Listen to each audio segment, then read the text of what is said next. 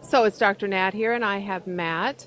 Matt, tell me a little bit about subscription sites, subscription walls, and paid content versus unpaid content. That seems like the big conversation these days.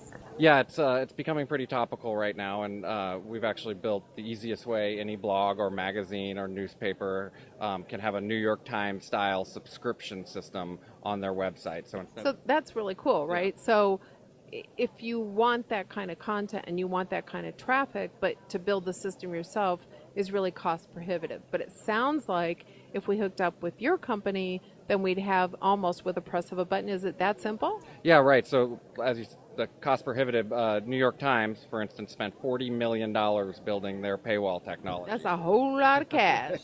And so we built something, you come to us, it's a line of code and 10 minutes, and we show you how to put it on your site, and you're up and running with a system that's just as good as the New York Times built. And it's really leveraged a lot of our learnings into the product, so you don't have to do a bunch of A/B testing trying to get everything right. We've implemented best practices for you already. So how'd you get so smart? What's your background? How'd you know how to do something like replicate a $40 million system? That's pretty amazing. Well, my co-founder and I came from a subscription company called My Life that has a couple million subscribers, and so we've made all the mistakes in the past already, and the mistakes that some things that maybe the New York Times is already working through right now, and it looks like they're doing pretty well. So I think they're finding their groove a little bit, but that's stuff that we've already done, and really continuing to learn, because a lot of our learnings was from that one company, My Life, and then we built Mediapass, and there's all these different types of websites. Different websites have different issues, and some of the practices we learned before helped, and others we A/B tested and improved on as we went. So who's your typical customer? Would it be like Time or Newsweek or a big publisher like that, or is it a brand? It's actually, the range is pretty wide. Because we made it so easy, even the smallest blog can try it. We have food bloggers with just a few thousand unique visitors a month coming to their site using us, to a lot of big brands that are starting to adopt it as well. And the reason is, a lot of people say, well, okay, the New York Times, people will pay for that because it's the New York Times. Right, there's some journalism there, there's some really good content. Right. They've been writing this stuff for a million, yeah. Right, a million people will pay. But the interesting thing is that, yes, the New York Times will get 1 million subscribers because they have 15 million people coming to the website every month. But, a mom blogger talking about parenting or food that has 50,000 unique visitors, she's not going to get 1 million subscribers, but those 50,000 follow her for a reason. They like her voice.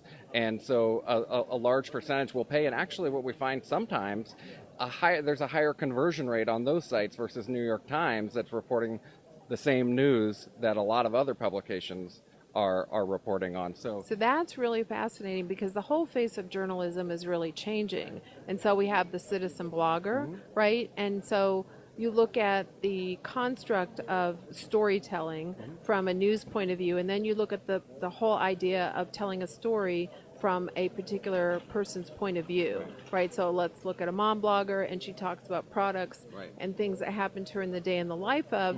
And what we're seeing, at least in our research, is oftentimes people don't really want a report. They want to know what the experience is that a mom had. So one example is my friend and I, she had twins.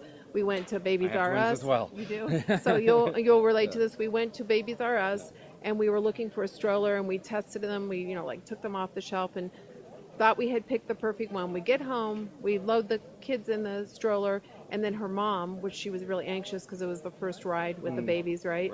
She overpacked the diaper bag. So we went to put it into the stroller underneath the babies are. It didn't fit. So what I think is, it's not until you actually use a product and you have experience with it that kind of journalism or that kind of content is really what the everyday person is looking for.